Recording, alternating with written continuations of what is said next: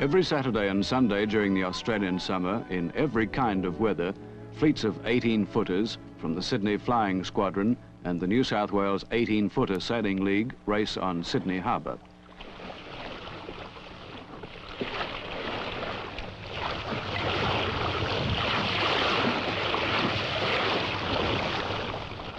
Most one-design type of racing craft in Australia are built from well-known overseas designs, such as Dragons, Moths, and so on.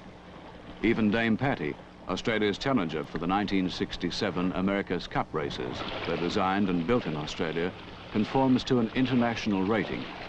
But these 18-foot open skiffs with unrestricted sail area have been wholly evolved in Australia. Incidentally, when they get up to plane on a run, the 18s can easily pass Dame Patty for all her size.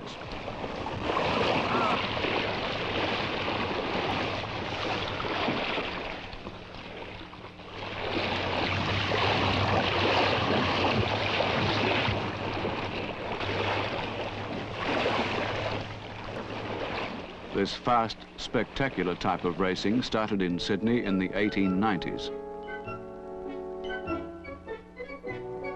The 18-footer developed from the old 6, 14 and 22-foot dinghies of that time.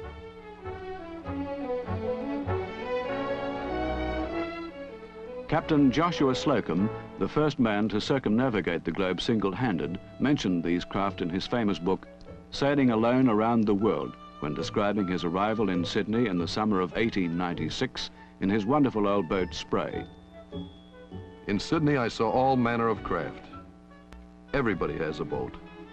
If a boy in Australia has not the means to buy him a boat, he builds one, and it's usually not one to be ashamed of. The typical Sydney boat is a handy sloop of great beam and enormous sail-carrying power. But a capsize is not uncommon, for they carry sail like Vikings. After the First World War, the 18-footers steadily developed without any major changes till the early 30s, when the shaped heel was discarded from the hull and the boats became the skimming dish shape they are today. In the 30s too, the first Bermudan sail was used on an 18-footer. It was set on a 50-foot mast on the boat Arrawatta. By its help, Arrawatta became Australian champion and so spelt the beginning of the end to the old gaff and gunter rigs. Today, the boats, though faster than ever, only have about half the old sail area and are handled by only 4 men, including the skipper. A few crews have been experimenting with only 3 men, but it isn't really enough. The other pair of hands is badly missed when you have to handle gear extremely rapidly, as in jibing, for example.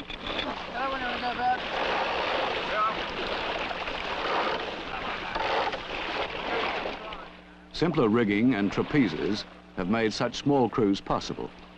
Trapezes allow the righting force of the human ballast to be exerted well outside the boat, where the weight of each man counts far more. Lightweight crews mean lightweight boats, which can be carried with ease.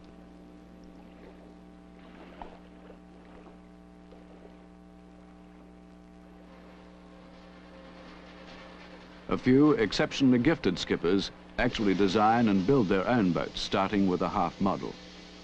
The first few attempts are often discarded before the skipper succeeds in shaping one that just might do. In every spare moment, he works on his creation till he hopes he's achieved the ultimate in hull forms.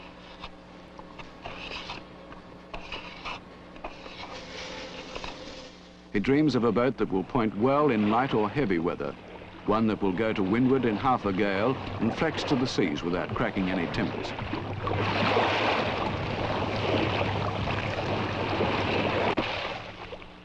She will run fast in light airs and faster in a hard nor'easter. In fact, behave with the impossible perfection of a dream craft. Some of the most successful boats are not designed by naval architects, but dreamed up by skippers and built in their own backyards. 15 boats have been built from this mold, 8 of them champions.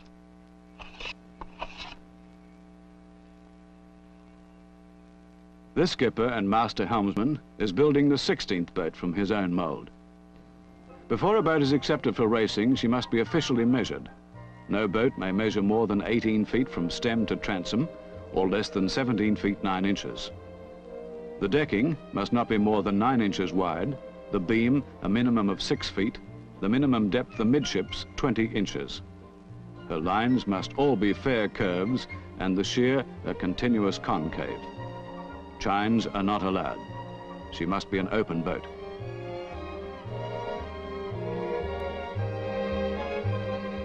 The aluminium mast is 28 feet high and the boom of the same material 14 or 15 feet long. She is allowed to carry an unlimited area of sail. Sails are made of synthetic material, which varies in weight from about 3/4 of an ounce per square yard for spinnakers to between 3½ and 5 ounces for jibs and mainsails. Clear windows are often cut into sails to allow the helmsman a view to leeward and ahead.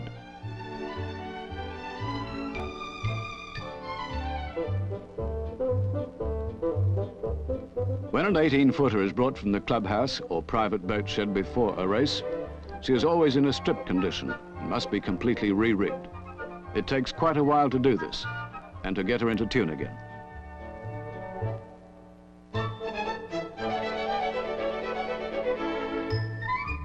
In 18-footer racing, all other things being equal, which of course they never are, it's the lightest boat that leads the field. If you're determined to win, you must be prepared to accept a slender margin of safety in your gear and a short life for your boat. Collisions smash great holes in a hull, and costly repairs have to be made.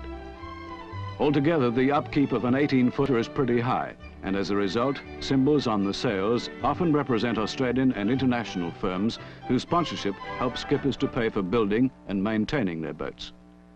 In return, the business houses get advertising value and considerable prestige from this display of their emblems.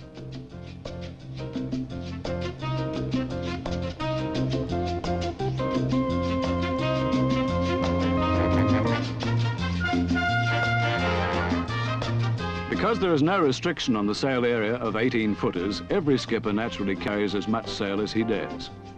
This means that when the boats are running downwind with their fins raised, they have very little stability, and the slightest error by crew or helmsman will capsize them. The 18s always start, no matter how bad the weather, but not all of them may stay right side up long enough to finish.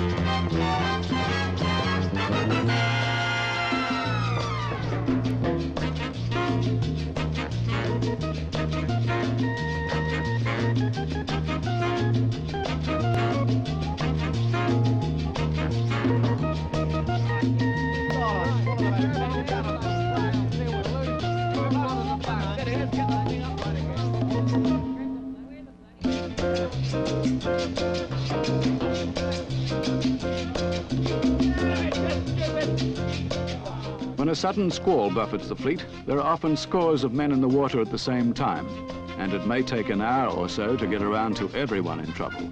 So it's just as well that the summer temperature of the sea off Sydney is never much below 70 degrees Fahrenheit. Pickup boats rescue the unlucky ones, and the sails keep sharks away. At least that's the theory, and in all the years men have been racing on Sydney Harbour, no one has ever been attacked on a capsized sailing boat.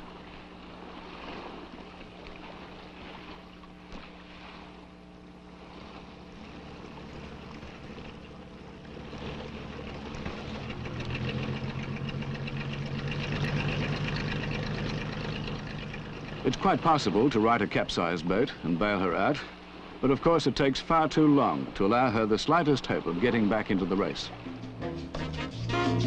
18-footer racing has spread from Australia to Fiji and New Zealand.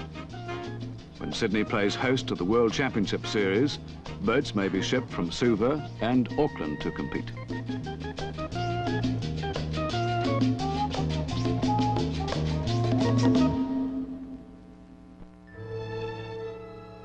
Christmas in Australia occurs in midsummer, and the day after Christmas marks the start of the Sydney-Hobart yacht race. All Sydney turns out to watch the big ocean-going yachts begin their 600 miles thrash south to Tasmania in this annual offshore classic.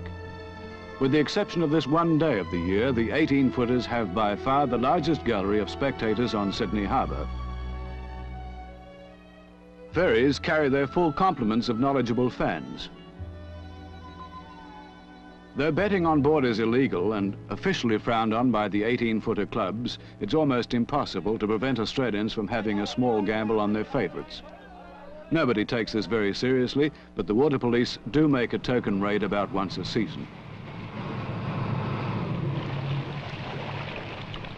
There are 6 different courses sailed in 18-footer racing on the harbour, each chosen to suit a particular wind direction. Prevailing wind is confirmed 15 minutes before the start of a race and the selected course number displayed on the starter's boat. 5 minutes before a race starts, a gun is fired and the 5-minute flag hoisted.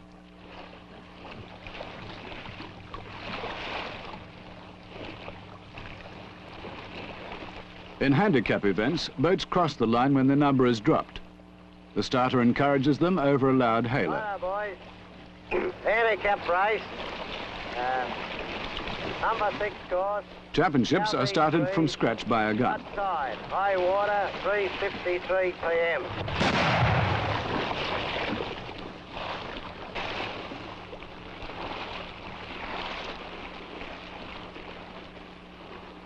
From the moment the starting gun barks, nothing else matters for the next hour and a half but getting your boat across the line first. You'll be wet, cold and exhausted. You'll pour out every ounce of energy and skill in your body, but you'll be conscious of none of these trifles till the finishing gun.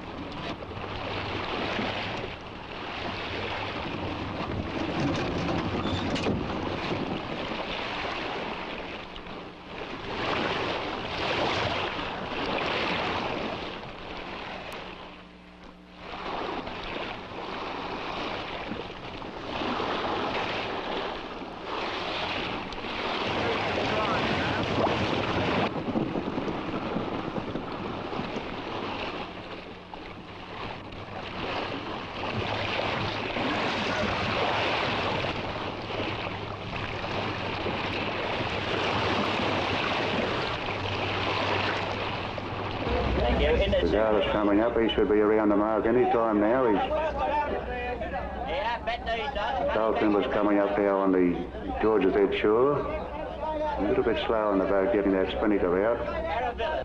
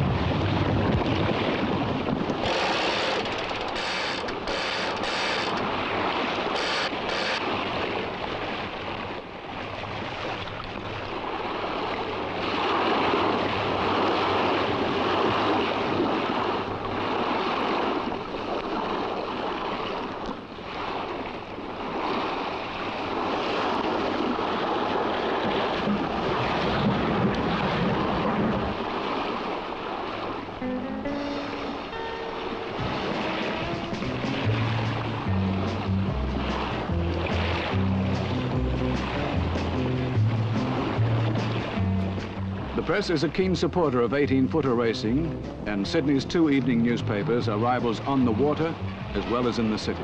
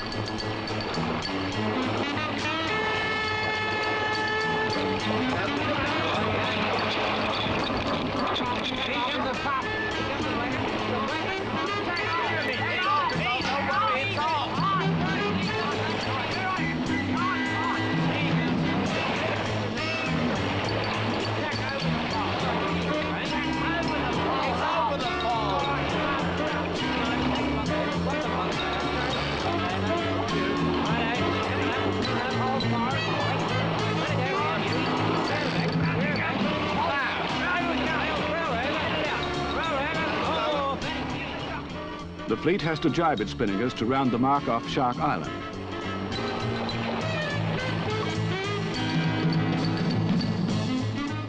This mark is known as the totem pole, and it's a real bogey.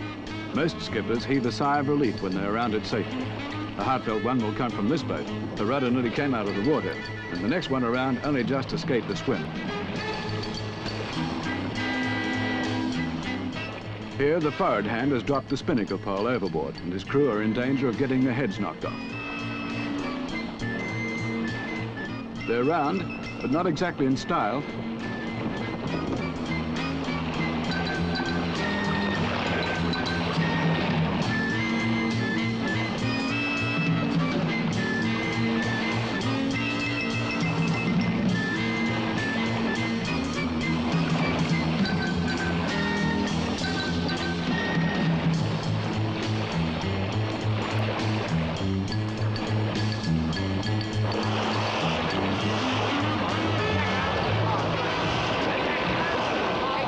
There's not a moment's respite in the drive of a hard-fought race at any stage, but the tension builds up to its maximum in the last tremendous downwind burst before the finish.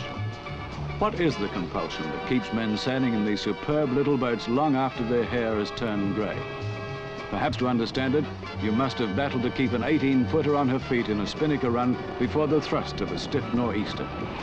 When she lifts half her hull out of the water and starts to plane at close to 20 knots, you'll live for a space at the topmost peak of exhilaration. And no matter how often you experience it, you'll never outlive the desire to feel that magic again. And when you're resailing the race with your friends in the clubhouse after a shower and change, you'll have forgotten the cuts and bruises and bitter oaths and remember nothing but the magnificent thrill of sailing an 18-footer to the limit of her capacity.